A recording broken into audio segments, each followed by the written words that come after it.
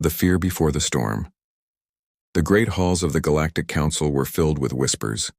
Holographic screens floated in the air, showing old records, incomplete battle reports, and fragments of lost transmissions.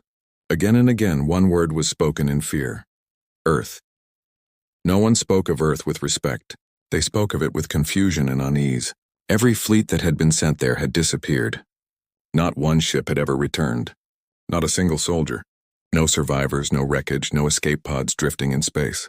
The fleets were not defeated. They were erased. The Council had tried to hide the truth, but rumors were stronger than silence. Whispers spread through every star system. Captains warned their crews never to travel near that blue planet. Merchants changed their trade routes to avoid the system. Even pirates, who feared nothing, gave Earth a wide distance. Still, there were those who refused to believe in fear. To them, Earth was not a mystery. It was a challenge. Admiral Kuroth was one of them. His kind, the Zorath, had built an empire across 5 galaxies. Their ships were massive, their armies endless, their weapons powerful enough to turn moons into dust. He had never lost a battle. To him, Earth was nothing more than a small planet filled with fragile humans. The idea that such a place could destroy whole fleets made him laugh, but even Kuroth had heard the recordings. Broken signals caught by deep-range satellites. Faint voices full of panic. They are here. We cannot see them. They are inside the ship. Then silence. Kuroth stood before the Council, his silver armor glowing under the chamber lights. His voice carried confidence. You speak of ghosts and shadows. I see only weakness. If fleets vanish, it is because their commanders were fools. I will succeed where they failed. I will crush Earth and bring you proof of victory. Some of the Council cheered. Others looked away, unwilling to challenge him but unwilling to believe. Among them was Elder Vera, one of the oldest members of the Council. She had seen more wars than anyone alive. Her voice was soft but filled with warning. You think Earth is weak because you see only its surface. But you forget, Admiral, that power is not always seen. Some weapons do not shine until it is too late. Do not mistake silence for weakness, Kuroth laughed. Elder, you let fear blind you. I will show the truth. In one cycle, my fleet will stand above Earth and the humans will kneel. The Council gave him command. 1,000 warships, more than any fleet sent before, prepared for the journey. Soldiers sang war chants, confident in their victory. But in the private corners of the galaxy, in hidden stations and shadowed taverns, older captains whispered to each other, "They are sending another fleet. It will not return. Earth will take them too." As the fleet gathered, small signals passed through secret channels, warnings meant for the humans below. Humanity never answered, but it did not need to. For Earth had already been watching. The humans did not fear the Council. They did not beg for peace. They did not prepare armies in open sight. Instead, they watched the stars with calm eyes, as if they were waiting for something they had always known would come. On the night before departure, Admiral Kuroth walked the decks of his flagship. Through the transparent steel windows, he looked out at the stars.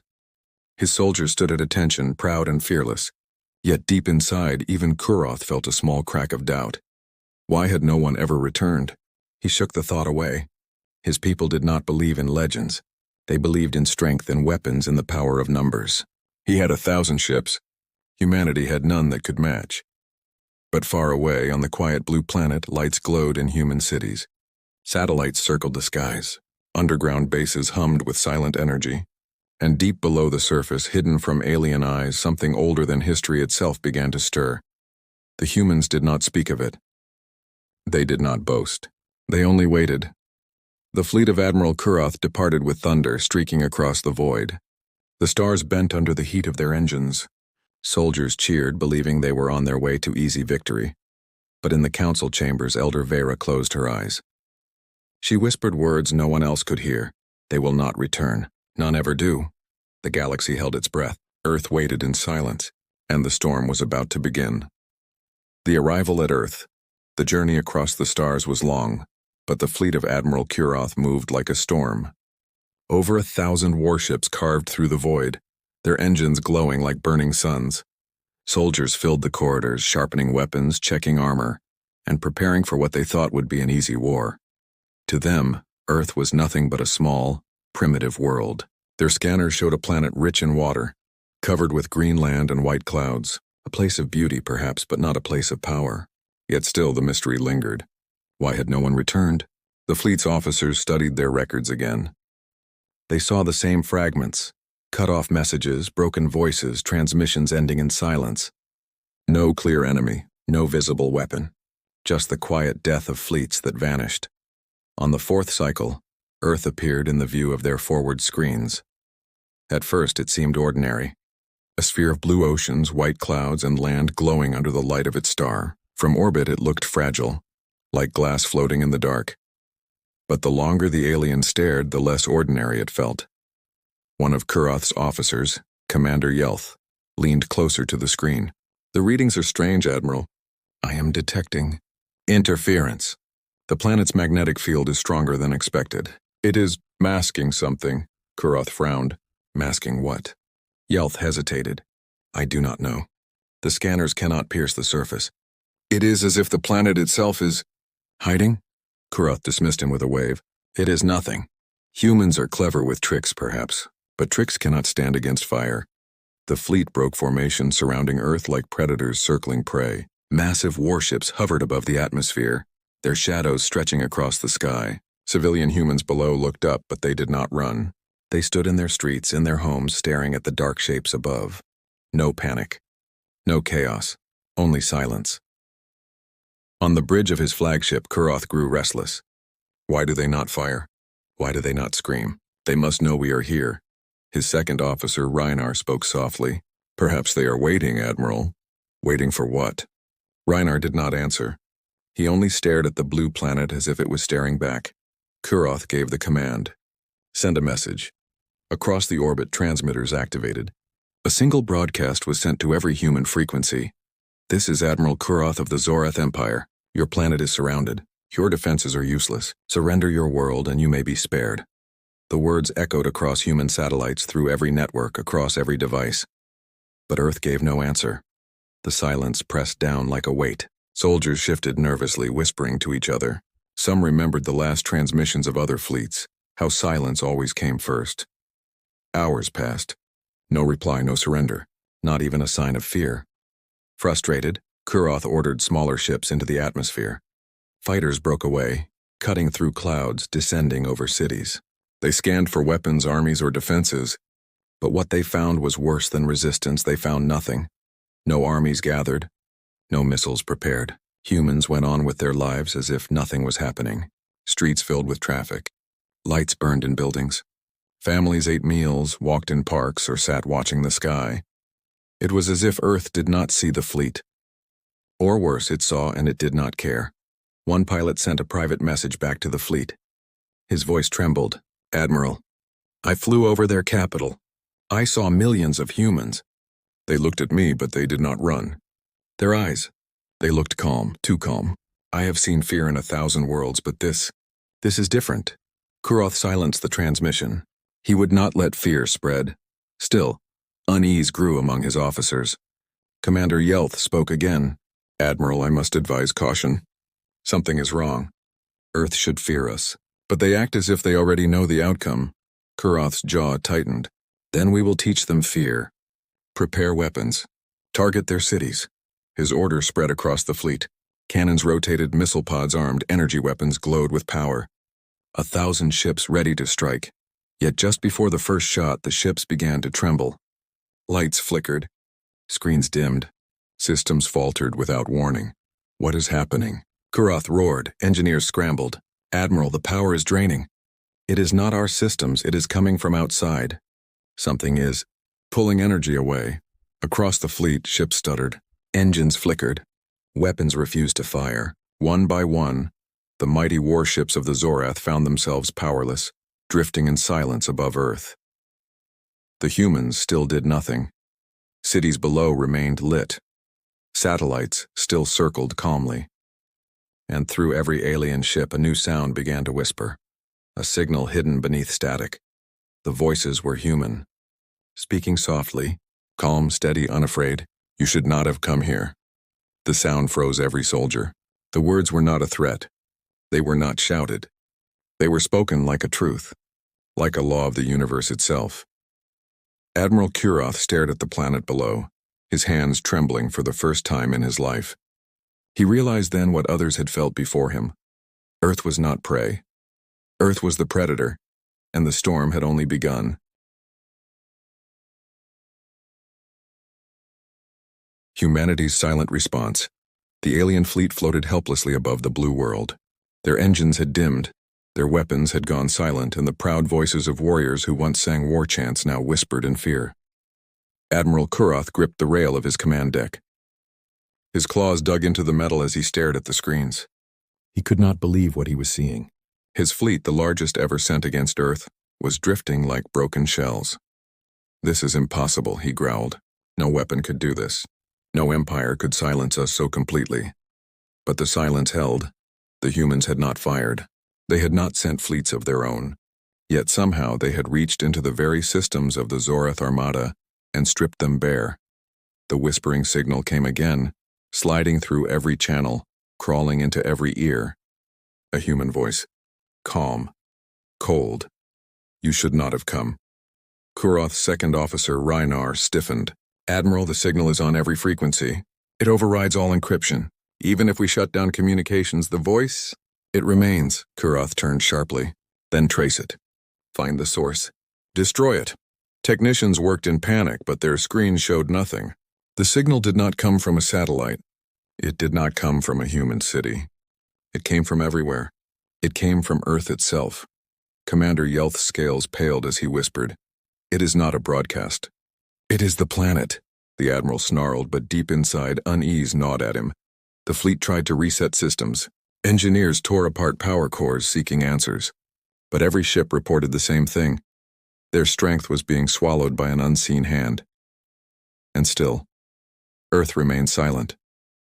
No missiles. No laser fire. No fleets rising to challenge them. Only humans in their cities staring at the sky as if watching a performance they had seen before.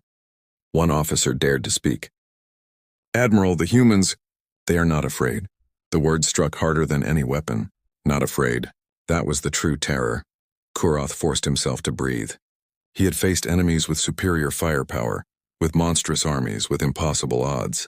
But this was different. Those enemies had fought with rage, with fear, with desperation. Earth did not fight at all. The Admiral tried another approach. "Open a direct channel. I will speak to them myself." His image was projected across Earth's networks. Cities, homes, and command centers could see him now. He stood tall, his armor glowing with authority. His voice thundered. "Humans, you face the Zorath Empire, rulers of 5 galaxies. You are surrounded. We are weakened, yes, but we are not broken. Surrender now, and you may yet live." For a moment he thought his words would stir them, but when the response came, it was not from a leader. Not from a soldier, it was from a human child. A girl's voice, soft, young, carried through the entire fleet. "We do not surrender. You will leave, or you will vanish like the others." The bridge went silent. Officers looked at each other with wide eyes. The words had no fear, no plea, no hesitation. Only certainty. Kuroth roared in rage. "A child mocks us?" But in his heart, the rage was not only anger. It was fear. For if a child could speak with such calm certainty, what did the adults know? Suddenly alarms rang across the flagship. Not weapons fire, not enemy ships. Something stranger. The stars around Earth were gone. Kuroth blinked, stepping closer to the viewport. The familiar map of constellations, the shining web of distant suns, gone. Only blackness stretched beyond Earth, an empty void swallowing everything. Where are the stars? One officer gasped. Scanners spun wildly, showing errors. The fleet was no longer where it thought it was. The galaxy itself seemed to have vanished. Commander Yelth's voice trembled. "Admiral, we are no longer in open space. The planet has drawn us in." Kuroth slammed his fist against the console. "Impossible." But as he shouted, the calm human voice returned. Not a child this time, but many voices overlapping, speaking in unity. "You do not understand. Earth is not what you think. It is not just a planet. It is a warning. It is a grave." The bridge shook, not from impact but from something deeper, a vibration that came from space itself. Lights flickered. The ship groaned like it was being crushed. Soldiers clutched their heads. Some screamed, swearing they saw human shapes walking through the corridors, their eyes empty, their presence cold. Kuroth shouted orders, but no one obeyed. Fear had broken them, and outside the fleet began to vanish, not explode, not burn, simply vanish. Ships faded like mist under sunlight, disappearing one after another into the black void where the stars once were. Koroth's heart pounded as he realized the truth. This was why no fleet ever returned. It was not that Earth destroyed them. It was that Earth erased them, removed them so completely that not even wreckage remained. He looked down at the blue planet, calm and beautiful, shining against the darkness. The humans did not wave their flags. They did not cheer. They did not fire their weapons. They only watched, silent, patient, as if this had all happened before. And in that silence, Admiral Koroth finally understood what Elder Vera had tried to warn him. Earth was not weak. Earth was not prey. Earth was the storm, and he and his fleet were already gone. The lesson begins. Admiral Koroth's chest tightened as the black void swallowed the stars. His fleet was dissolving before his eyes. Great warships, each large enough to crush a continent, faded like dust in a beam of light. The commanders who once shouted orders now screamed. Their voices cut short as their ships vanished into silence. "Hold formation," Koroth roared, but his words were empty. There was no formation left.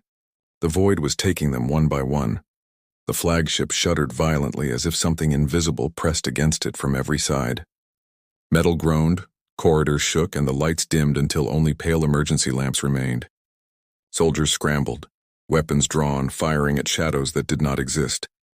Then came the voices, not over the comms, not from any speaker. They came from the walls, the floor, the very air they breathed. Human voices, soft and endless. "You should not have come." The same words repeated by thousands of tones. Old and young, men and women. Whispers overlapping into a chilling harmony. Commander Yelth fell to his knees, his scales shivering. "It is them, the lost fleets. They are here with us." Koroth grabbed him, his eyes blazing.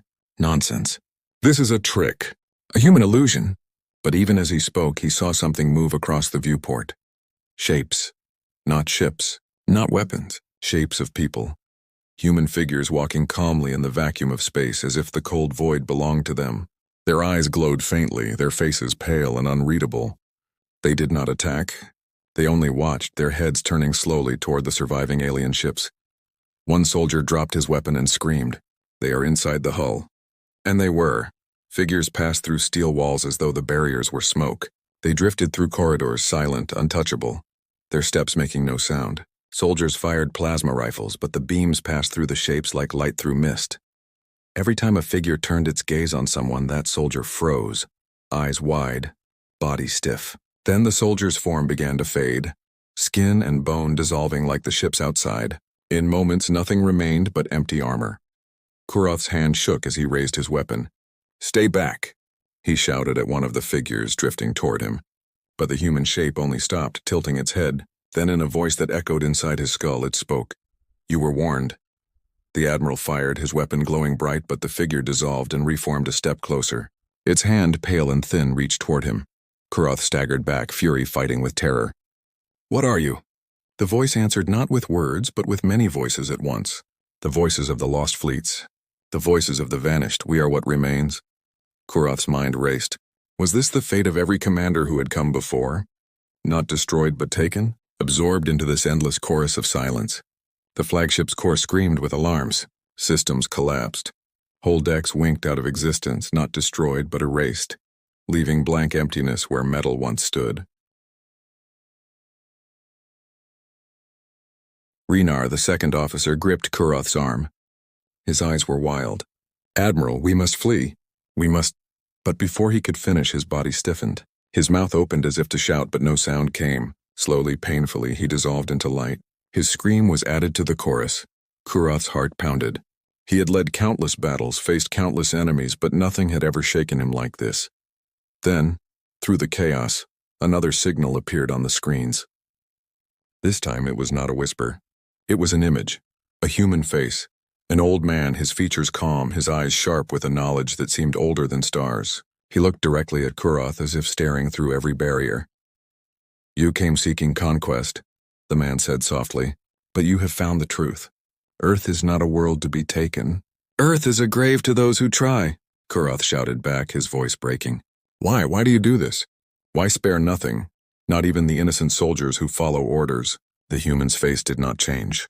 Because we learned long ago, mercy is wasted on those who come to destroy us. You are not the first. You will not be the last.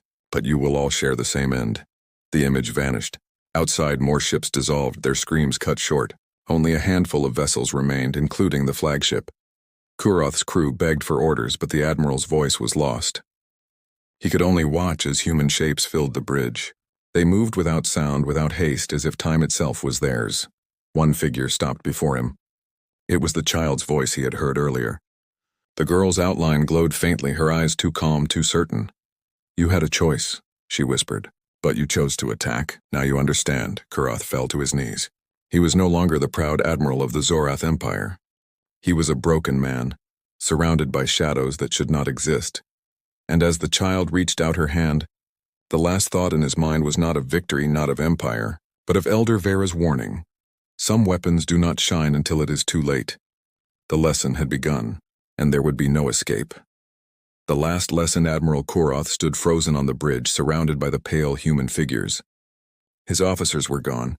His soldiers were gone. His fleet, once proud and unstoppable, had been erased like chalk from stone. Only silence remained. The child's shape stood before him, her eyes steady.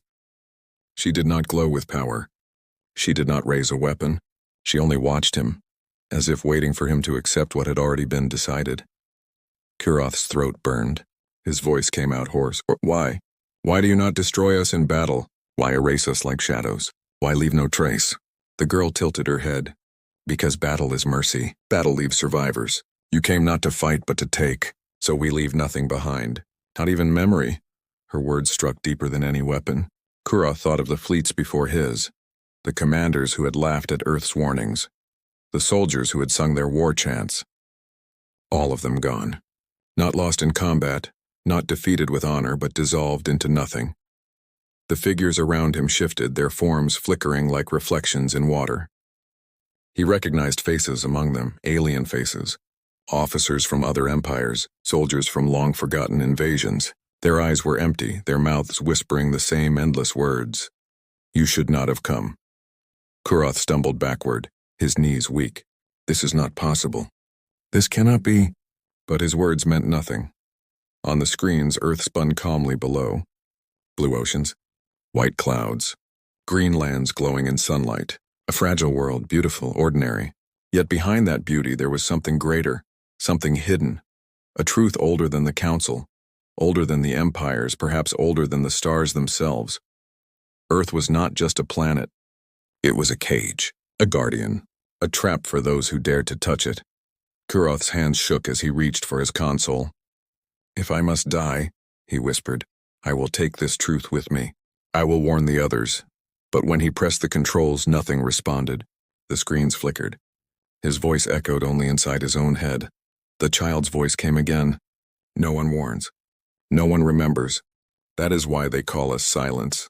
That is why they call us death." He stared at her, despair breaking through his pride. "What are you?" The girl stepped closer. Her form flickered, shifting from child to woman to elder to soldier. Hundreds of faces, all human, all speaking with one voice. "We are humanity. We are the living. We are the dead. We are the lesson." Her hand reached out, and this time Kuroth did not pull away. Cold light touched his chest and his body froze. Pain surged through him, but it was not the pain of burning or cutting. It was the pain of being unmade. He felt his thoughts scatter. His memories slipped from him. His victories, his triumphs, his empire, all dissolving like smoke. And as his body began to fade, he understood the truth. The fleets had not only been destroyed, they had been absorbed. Each commander, each soldier, each scream and whisper had become part of Earth's defense. Every invasion had only made humanity stronger, its chorus louder. He was not dying. He was joining. His voice cracked as he tried to resist. "No, I will not. I will," but the last of his words dissolved into the chorus. His scream became their whisper. His will became their silence. On the bridge, the child's figure vanished. The others melted away.